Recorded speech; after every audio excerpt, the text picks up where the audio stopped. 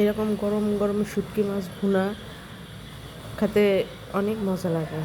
তো আসসালামু আলাইকুম, আপনারা সবাই কেমন আছেন? আশা করি আপনারা সবাই ভালো আছেন। আমরা আল্লাহর মতো ভালো আছি। এখানে আমি অনেকগুলো ছুরি শুটকি নিয়ে নিছি, সেগুলো ভালোভাবে কেটে বেছে ধুয়ে পরিষ্কার করে নিছি। নিয়ে এখানে পেঁয়াজ কুচি, রসুন নিয়ে তেলের ভিতর দিয়ে দিলাম, ভালো করে ভুনা করব। পেঁয়াজগুলো হালকা বাদামি হয়ে আসলে এটার ভিতর আদা রসুন বাটা, লবণ, হলুদ, গুঁড়া মরিচ, ধনের গুঁড়া, জিরার গুঁড়া সব দিয়ে দিব। দিয়ে মশলাটা ভালোভাবে কষাবো। কষানো হয়ে গেলে এটার ভিতরে একটু কিছু রসুন ছিল, সেই রসুনটাও দিয়ে দেবো। দিয়ে একটু ভালোভাবে কষায় নেব। নেওয়ার পরে শুটকি মাছগুলো একটু ভুনা করব। শুটকি মাছগুলো ভালোভাবে আমি কষাবো যেন গন্ধটা না লাগে। এই যে ভালোভাবে কষানো হয়ে গেলে এটার ভিতরে ঝোল দিয়ে দেবো। আর শুটকি মাছটা হয়ে যাওয়ার পরে গরম ধোয়া ওঠা ভাতের সঙ্গে সেই মজা।